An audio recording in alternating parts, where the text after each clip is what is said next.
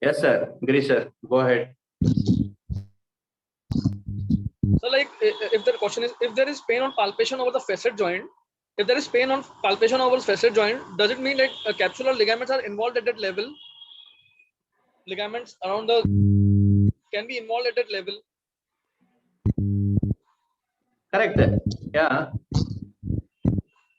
Okay. That is why tenderness is there.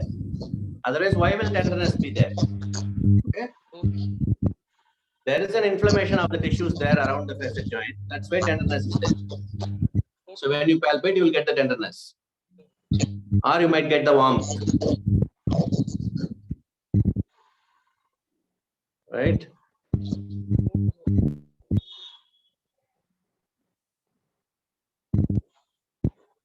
So when there is local inflammation around the facet joint, it definitely indicates associated tissues which are around the facet joint.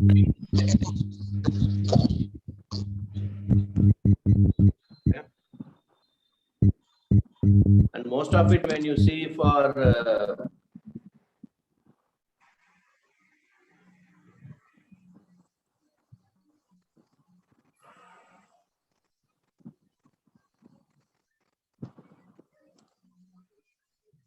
is my voice audible?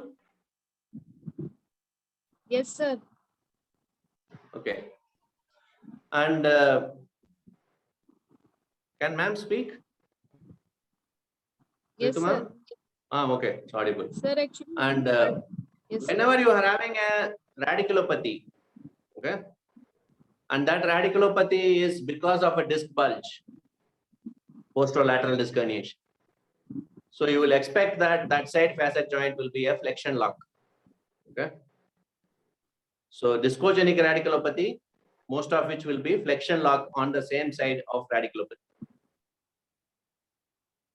And when we have osteophytes, degenerative radiculopathy, when there is osteophytes from the facet joint, which is compressing on the nerve root and causing the radiculopathy, that means it will be the facet joint which is closed lock on that same side of radiculopathy. Okay. So facet joint locks can coexist with the radiculopathy.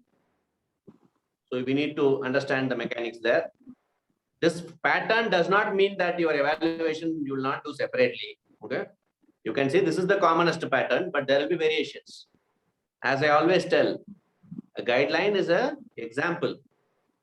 Patient is the principles of evaluation, which is important there, right? So patients may have mixed presentations or atypical presentations, absolutely opposite type presentation also they can have. Still, we will be able to find out and we can do the management, because whenever there is spasm that comes, you know what to do. And then next one, motor control, you know what to do with breathing training.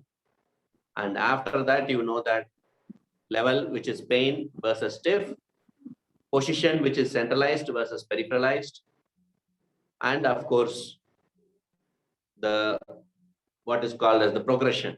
Okay, so you want to open the joint further and further, or you want to close the joint further and further. Because closed facet, you will not close further. You have to open. Open facet, what is the point in opening it further? You have to close it.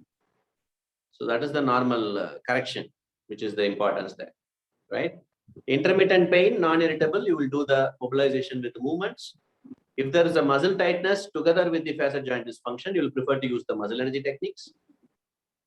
And definitely you can use Maitland's if what is called as Mulligan indication not there, end range pain and all those things. So there is a asymmetry. Mulligan's is not able to correct much.